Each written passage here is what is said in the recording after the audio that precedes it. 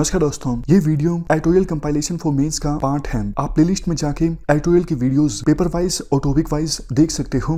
और अगर आप दिसंबर 2019 के बाद की वीडियोस को देखना चाहते हो तो वीडियो के नीचे मौजूद ज्वाइन बटन की सहायता से आप मेंबरशिप को ज्वाइन कर सकते हो। चलिए डिस्कशन स्टार्ट करते हैं। नेक्स्ट आर्टिकल अब्राहम एकॉर्ड से संबंधित है। अब्राहम एकॉर्ड का इंडिया के इंटरेस्ट पर क्या फर्क पड़ेगा, इससे संबंधित ये आर्टिकल है। अब्राहम एकॉर्ड है क्या? देखो, इजराइल के साथ यूएई और बहरीन ने रिश्तों को जो नॉर्मलाइज किया है, यही है अब्राहम एकॉर्ड। ये कहाँ पर साइन हुआ? ये यूएसए में व्हाइट हाउस में साइन हुआ। आप जीएस पेपर 2 के इस टॉपिक से आर्टिकल को रिलेट कर सकते हो। महेश सचदेव के द्वारा ये आर्टिकल लिखा गया है। तो इम्पैक्ट की अगर हम बात करें, सबसे पहले बात करते हैं मिडिल ईस्ट की, उसके बाद मेन जो थीम है कि इंडिया पर क्या इंपैक्ट पड़ेगा वो डिस्कस करेंगे। देखो, क्या मिडिल ईस्ट में पीस इस्टेब्लिश होगी इस एकॉर्ड के बाद? देखो, यूएई बहरीन, इनका पहले भी कोई सीधा सीधा डिस्प्यूट नहीं था इजराइल के साथ, क्योंकि ये देश अरब यूनिटी में विश्वास रखते हैं और अरब यूनिटी ये कहती है कि पैलेस्टीन और इजराइल के बीच जो डिस्प्यूट है, इसका सॉल्यूशन 2 स्टेट्स की फॉर्म में निकलना चाहिए। मतलब पैलेस्टीन के लिए अलग से देश और इजराइल के लिए अलग से देश। लेकिन अभी तक ये सॉल्यूशन निकला नहीं है। इसी वजह से रिश्ते नॉर्मलाइज नहीं थे इन अरब कंट्रीज के इजराइल के साथ। और ये जो कंट्रीज हैं यूएई और बहरीन, ये रिलेटिवली मॉडर्न सोसाइटी हैं। तो इसलिए इन देशों में ज़्यादा विरोध भी नहीं हुआ कि आपने इजराइल के साथ रिश्ते क्यों इंप्रूव किए, जबकि विरोध बाकी अरब देशों में थोड़ा बहुत देखने को मिलेगा। मैं आपको देखो एग्जांपल देता हूं। देखो, इस सरकार में तो हालात चेंज हुए हैं। यूपीए की सरकार के दौरान या फिर उससे भी पहले कोई भी हमारे देश का प्रधानमंत्री इजराइल की यात्रा पर नहीं गया था, क्योंकि डर लगता था कहीं हमारे देश के जो मुस्लिम्स हैं वो नाराज ना हो जाएं कि आपने पैलेस्टीन के काज को इग्नोर कर दिया।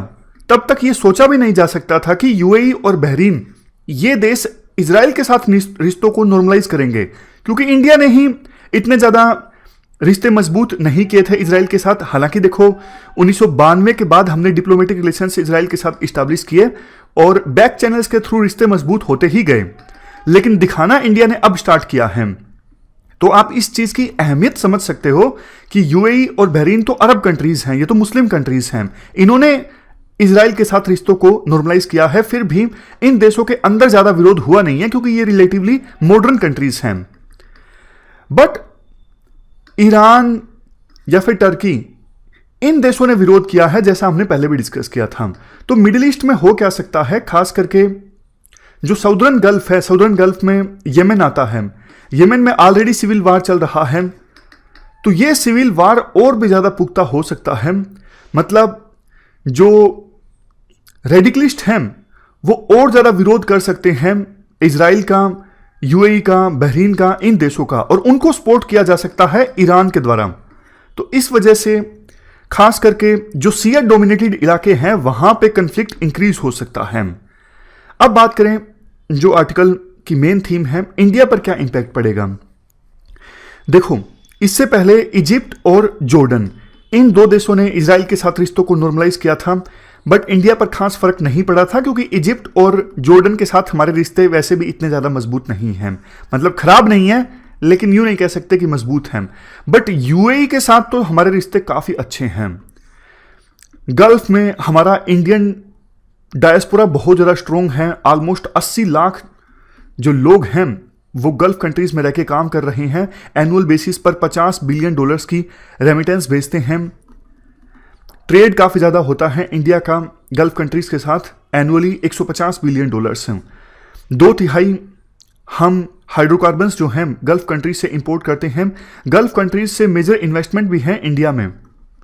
तो मतलब इन देशों के साथ हमारे रिश्ते काफ़ी मजबूत हैं गल्फ कंट्रीज के साथ। तो फिर क्या फ़र्क पड़ेगा इजराइल के साथ अगर रिलेशंस नॉर्मलाइज हुए हैं यूएई बहरीन के? देखो, फर्क पड़ेगा, क्योंकि अभी इंडिया बहुत सी चीज़ें एक्सपोर्ट करता है यूएई को, बहरीन को। और बात यहाँ पर सिर्फ यूएई बहरीन की नहीं है, धीरे धीरे बाकी अरब कंट्रीज भी अब रिश्ते नॉर्मलाइज कर सकते हैं इजराइल के साथ। तो सीधा सा लॉजिक है, देखो इजराइल और यूएई में इंडिया बहुत सी चीजें एक्सपोर्ट करता है। अब चूंकि इन देशों ने भी इजराइल के साथ रिश्तों को नॉर्मलाइज कर लिया है, इजराइल भी इन देशों को बहुत सी चीजें एक्सपोर्ट करने लगेगा।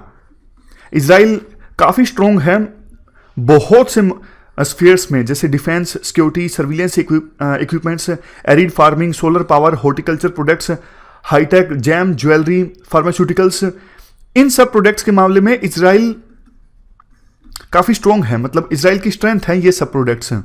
तो अब इजराइल इन सब चीजों को एक्सपोर्ट अगर करेगा यूएई, बहरीन और दूसरे अरब कंट्रीज में, तो इंडिया से एक्सपोर्ट कम हो जाएगा।